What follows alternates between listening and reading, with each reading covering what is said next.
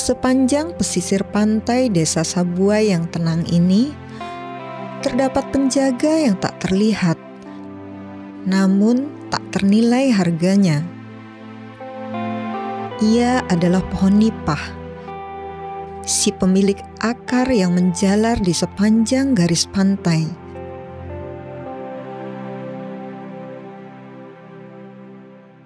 Melalui akar-akarnya yang menghujam kokoh, nipah membentuk benteng alami di sepanjang pesisir, mengurangi kekuatan ombak, melindungi pantai dari erosi, dan menjaga keberlanjutan ekosistem pantai.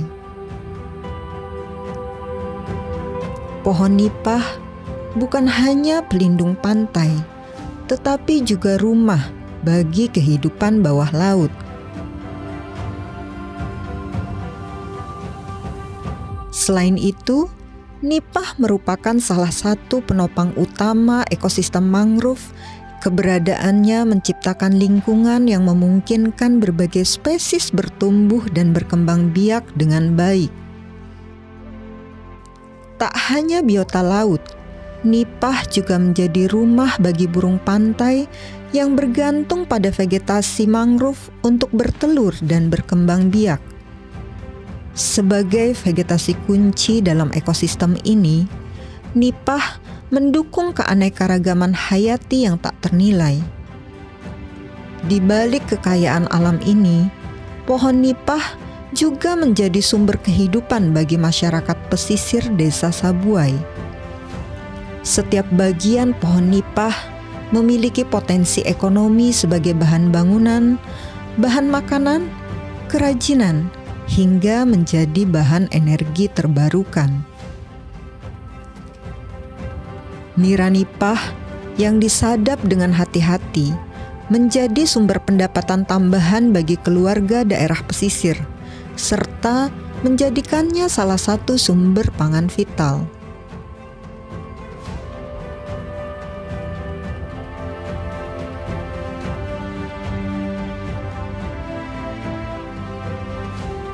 Penduduk Desa Sabuai menggunakan teknologi modern sejak tahun 2023, tepatnya di bulan Juli, Pak. Produk gula nipah di Sabuai ini ada 5 jenis, Pak ya. Yang pertama gula nipah batok, itu dari ada yang pakai tabung dan ada yang berbungkus daun. Dan untuk gula semutnya sendiri itu ada yang pakai saset, ada yang pakai food yang besar itu, dan ada yang pakai toples. Untuk teknologi pembuatan gula nipah ini Bapak, ini ada dari Kaleka. Kaleka itu yang untuk pendampingan dari Desa Sabuai ini untuk pembuatan gula nipah. Di situ pendampingan beliau selama kurang lebih 1 tahun lah gitu kan. Terus untuk teknologi sendiri itu diadakan dari UGM, dan Kaleka itu bekerja sama dengan UGM. UGM lah yang memfasilitasi untuk pembuatan alat tersebut. Di balik pemanfaatan nipah, ada keseimbangan antara tradisi dan inovasi. Masyarakat pesisir telah lama mengandalkan nipah sebagai bagian dari kehidupan mereka. Dan kini, potensi ekonominya semakin berkembang dengan teknologi yang mendukung. Luas hutan mangrove di Desa Sabuai saat ini kurang lebih 350 hektar yang terbentang luas satu hamparan berada di sepadan pantai daerah Sabuai. Pemerintahan Desa Sabuai dalam mengelola hutan mangrove saat ini, baik dari segi pelestarian, kami bekerja sama dengan pihak ketiga, dengan GAPKI, dengan NGO Kaleka dalam program pelestariannya seperti penanaman kembali dan juga memberikan pemahaman lebih kepada masyarakat bahwa mangrove ini harus dijaga.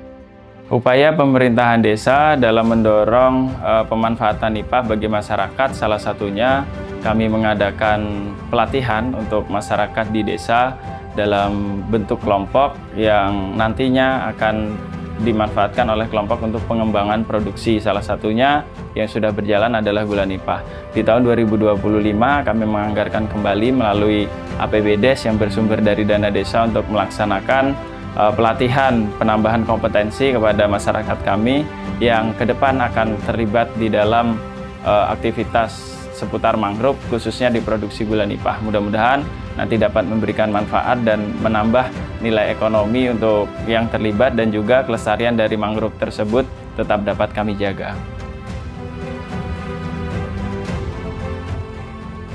Meski nipah memiliki peran vital dalam ekosistem mangrove, namun tantangan besar terus datang dalam pelestariannya. Kerusakan habitat mangrove, penurunan kualitas pantai, serta perubahan iklim telah mengancam keberlanjutan pohon nipah dan ekosistem mangrove.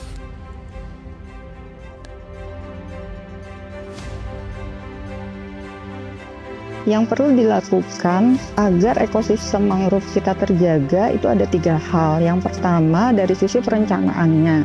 Jadi kita perlu melakukan pengaturan tata ruang. Kita perlu menata pesisir pantai kita, mana wilayah yang menjadi pemukiman penduduk dan juga mana wilayah yang akan ada vegetasinya, jadi dijadikan mungkin hutan mangrove, dan nanti pada akhirnya akan dimanfaatkan oleh masyarakat untuk kegiatan ekowisata. Kemudian yang kedua, kita perlu melakukan perlindungan terhadap habitat mangrove ini tadi. Nah, mungkin sebelum melakukan perlindungan, kita perlu melakukan identifikasi juga. Mana daerah yang masih bagus. Kalau dia masih bagus, kita hanya perlu menjaga, kemudian mempertahankannya. Sementara daerah yang sudah mengalami kerusakan, ini kita perlu melakukan pemulihan. Nah, keberhasilan dari pemulihan mangrove ini dipengaruhi oleh banyak faktor.